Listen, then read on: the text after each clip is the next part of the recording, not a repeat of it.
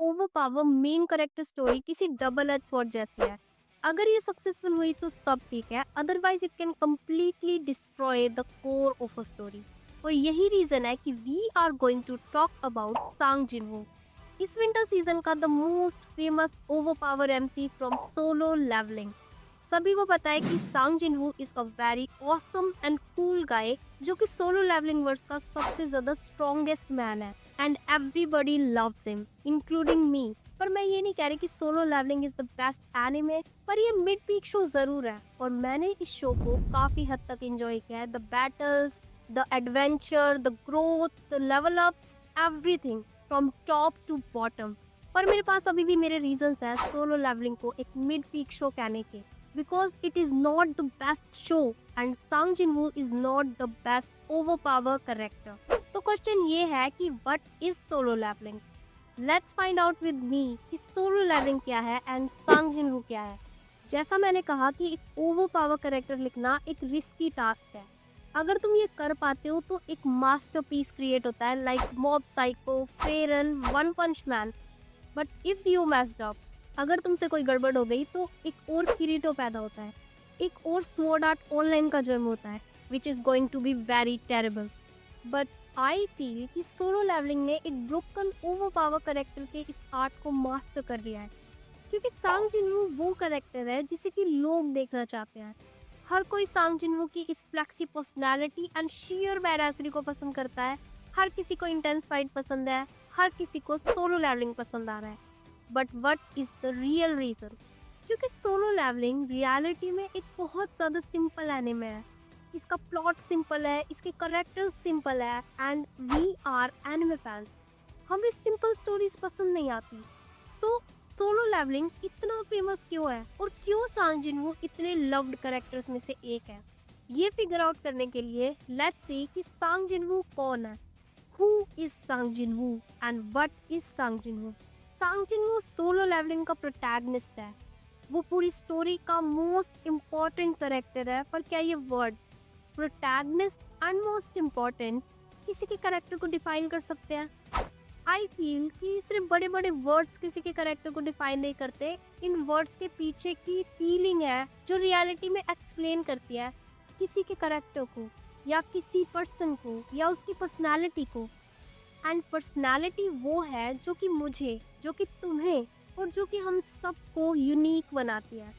आई feel कि किसी person की पर्सनालिटी का एक बहुत बड़ा हिस्सा होता है the experience they gain over time. हर किसी के एक्शंस उनके पास्ट एक्सपीरियंस से इन्फ्लुएंस है। उनके पास्ट वीकनेसेस, उनके पास्ट लॉसेस, उनके पास्ट गेन्स, इन सब चीज़ों से इफेक्टेड है।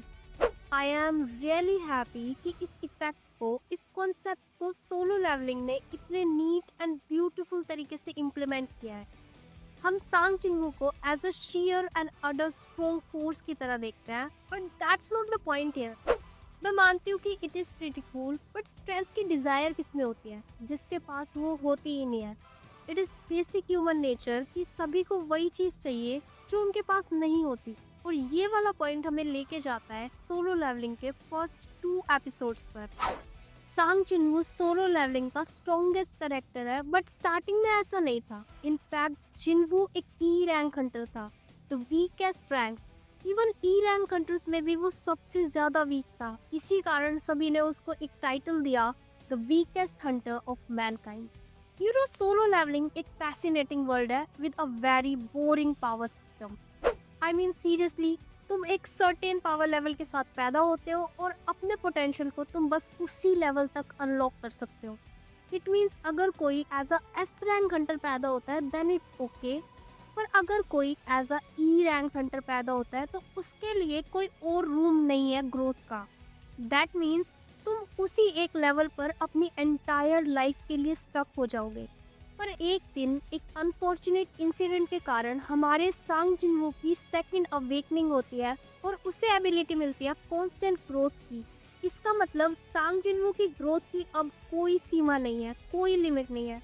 There is infinite chances for him to grow and that change everything. Jinwoo एक गेमिंग सिस्टम लाइक थिंग को एक्वायर करता है और साइतामा एक्सरसाइज रूटीन और सिस्टम की हेल्प से वो ग्रो करना स्टार्ट करता है एक ऐसे वर्ल्ड में जहाँ पर ग्रो करना नेक्स्ट टू इम्पॉसिबल है। अब सांग जिनवू एक टफ क्वेस्ट से दूसरी सुपर टफ क्वेस्ट तक जाता है और अनइमेजिनेबल स्ट्रेंथ एक्वायर करता है। Watching him grow was really satisfying for my soul.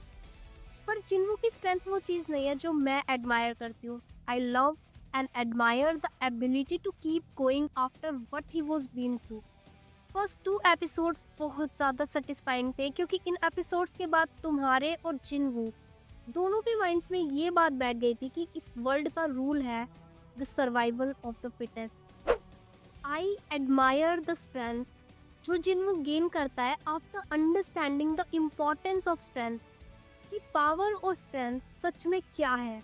This feeling really really hype me up and जिन्वू का ये डेडली एनकाउंटर एक सॉलिड रीजनिंग क्रिएट करता है। एक्चुअली इन 2 एपिसोड्स की वीकनेस जिन्वू की अपकमिंग जर्नी के बिल्डिंग ब्लॉक्स बनते हैं।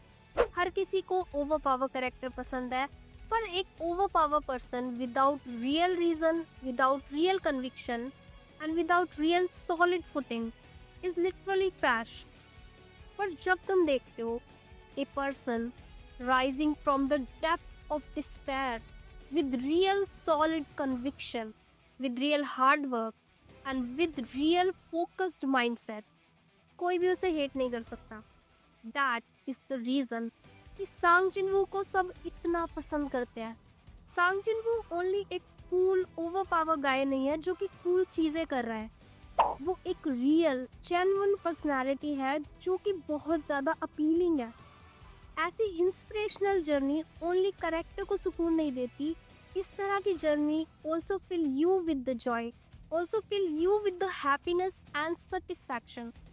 That's why I really like Sung Jinwoo at a very certain point. But still Solo Leveling एक बेस्ट एनिमे नहीं है। आई एडमिट कि सांग जिनवू का करेक्टर काफ़ी ब्यूटीफुल करेक्टर है, पर स्टोरी सांग जिनवू पर ओवरली डिपेंड करती है अपने फेम के लिए। आफ्टर अ सर्टेन पॉइंट सांग जिनवू काफ़ी ज़्यादा स्ट्रॉन्ग हो जाता है, इतना स्ट्रॉन्ग कि फाइट्स लगती ही नहीं है, वो वन साइडेड मैसेकर बन जाते हैं। अगर तुमने मानवा पढ़ी है तो तुम समझ ही गए होगे कि मैं क्या कह रही हूँ, और इस वजह से मेरे एक्साइटमेंट का लेवल थोड़ा सा नीचे आ गया था। पर फिर भी सोलो लेवलिंग इतना ज़्यादा फेमस है। What is the reason? I feel कि सोलो लेवलिंग फेमस है बिकॉज सोलो लेवलिंग ऑपरेट कर रहा है eight a very extreme level. 2 different worlds की बात हो रही है, 2 डिफरेंट डायमेंशंस की बात हो रही है। स्टोरी की स्टार्टिंग में सांग जिनवू एक एक्सट्रीमली वीक हंटर होता है, देन सिस्टम की हेल्प से एंड खुद के हार्डवर्क से वो एक exceptional extremely over power Hunter बन जाता है। स्टोरी जिनवू पर डिपेंड तो करती है, पर ये बात परफेक्टली क्लियर है। They are trying to sell their story with a single character, but they are really true with their intentions and they are doing it in a very extreme manner. और मुझे नहीं लगता किसी को भी extreme strength, extreme over powerness या extreme flex पसंद नहीं आएगा, और इसी बात का फ़ायदा राइटर ने उठाया है। सांग जिनवू एक एक्सट्रीमली स्ट्रॉन्ग कैरेक्टर है जिसको कि काफ़ी ओवर पावर दिखाया गया है, but at the same time Jinwoo के कैरेक्टर को काफ़ी neat and very well written दिखाया गया है ताकि ओवर डिपेंडेंसी के बावजूद भी स्टोरी चीप ना लगे। This tactics really saved Solo Leveling because they are doing what they want to do in a very perfect manner in the best way possible. मुझे ऐसा लगता है कि स्टोरी के स्टार्टिंग का सांग जिनवू एंड स्टोरी के एंड का सांग जिनवू एक दूसरे को परफेक्टली कॉम्प्लीमेंट करते हैं। आई रियली फील कि किसी चीज़ की कमी का एहसास ही वो चीज़ है जो एक इंसान को वो किक स्टार्ट देता है ग्रेटर हाइट को अचीव करने के लिए। I really love the story, the concept and the characters, specially Jinwoo का character, the beast of his own game. वो पर्सन जो अपने खुद के वर्ल्ड के फिजिक्स के रूल को तोड़ रहा है, अपने खुद के वर्ल्ड के बेसिक प्रिंसिपल्स को तोड़ रहा है because he has the strength to break them. और इससे भी ज्यादा I really love the name Solo Leveling, जो सच में लाइफ को डिफाइन करता है। हर कोई अपनी दुनिया में लेवल अप करने की तो कोशिश कर रहा है, फिजिकल लेवल पर, इमोशनल लेवल पर, फाइनेंशियल लेवल पर या मेंटल लेवल पर। Everybody is trying to grow, but you know, हर एक पर्सन अपनी लाइफ का प्रोटैगनिस्ट है। और अगर कोई अपना बेस्ट करे अपनी खुद की स्टोरी में तो कोई भी उसे हरा नहीं सकता। एटलीस्ट मुझे तो ऐसे ही लगता है। वेल, तुम्हें क्या लगता है? Let me know in the comment section, because तुम्हारा हर एक कमेंट मेरे लिए बहुत इंपॉर्टेंट है। आई रियली होप कि तुम्हें ये वीडियो पसंद आई हो, और अगर आई है then please hit the like button and subscribe to my channel, and you can also follow me on Instagram. हर सैटरडे तुम्हारे लिए मैं ऐसी ही ब्यूटीफुल वीडियोस लेके आने वाली हूँ। तो अब मिलते हैं नेक्स्ट सैटरडे को।